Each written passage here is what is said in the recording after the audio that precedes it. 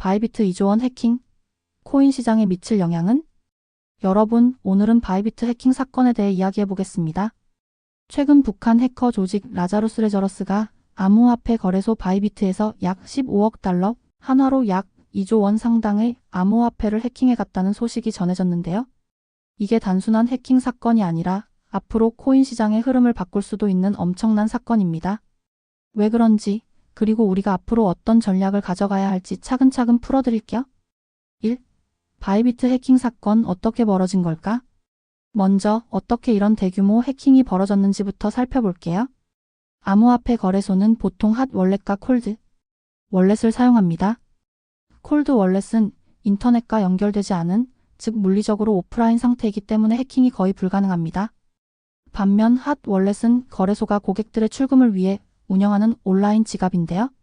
인터넷과 연결되어 있기 때문에 해킹에 취약하죠. 이번 사건에서는 콜드 월렛에서 핫 월렛으로 자금을 이동하는 과정에서 해킹이 발생했습니다. 즉, 내부자 또는 고위급 직원이 해커들과 협력했거나 직원의 컴퓨터가 해킹을 당했을 가능성이 매우 크다는 겁니다. 그렇다면 이 사건이 코인 시장 전체에 어떤 영향을 미칠까요? 2. 바이비트 해킹이 가져올 코인 시장의 변화. 1. 거래소 신뢰도 하락, 코인 보관 방식 변화. 이번 사건으로 인해 많은 투자자들이 거래소는 믿을 수 없다는 생각을 하게 됐을 겁니다. 예전에도 FTX 파산, 바이낸스 논란 등 여러 사건이 있었지만 이번 해킹 사건은 규모가 너무 커서 투자자들에게 더 큰 충격을 주고 있어요.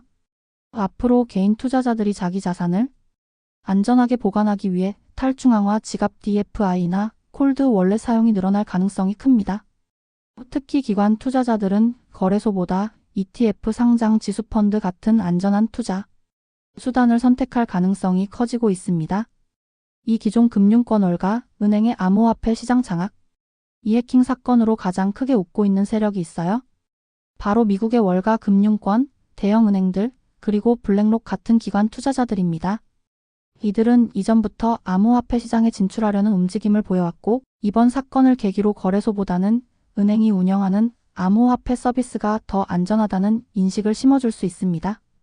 즉, 앞으로 코인 시장은 거래소 중심에서 기존 금융권 중심으로 재편될 가능성이 크다는 거죠. 3. ETF 시장으로의 자금 유입 증가.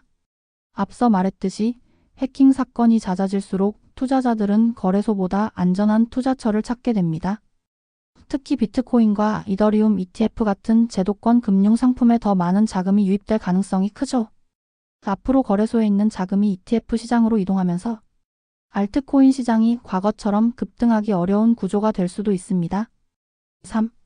결론, 코인 시장의 새로운 흐름을 이해해야 한다. 자, 정리해보면 바이비트 해킹 사건이 단순한 해킹 사건이 아니라 코인 시장 전체의 흐름을 바꿀 수 있는 중요한 계기가 될 수 있다는 겁니다. 단기적으로는 코인 시장의 악재지만 거래소의 대응과 유동성 공급으로 인해 시장이 바로 무너지지는 않을 것입니다.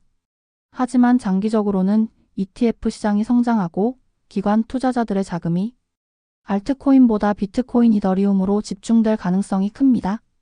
앞으로 모든 알트코인이 상승하는 시대는 끝나고 소수의 강한 프로젝트만 살아남는 선택적 상승장이 펼쳐질 가능성이 높다는 점을 꼭 기억하세요. 그래서 우리는 어떻게 해야 할까요? 거래소 리스크를 고려해 탈중앙화 지갑 DFI나 ETF 같은 대체 투자 방안을 고민해야 합니다. 비트코인, 이더리움 중심의 자금 흐름을 이해하고 기관들이 선호하는 프로젝트를 눈여겨봐야 합니다. 알트코인 투자 시 무작정 모든 코인을 담지 말고 100개 중 20개만 오를 가능성이 있다는 점을 인지하고 신중하게 선택해야 합니다.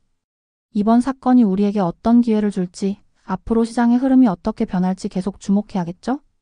마지막으로 OKX와 비트겟 거래소를 이용 중이신데 수수료 할인 및 페이백을 받지 못하는 분들이 계시다면 영상 설명란 또는 하단의 고정 댓글 링크를 참고하셔서 할인받지 못하는 계정은 삭제하시거나 할인되는 링크로 새로 가입하시고 다른 신분증으로 KYC 진행하시면 되겠습니다.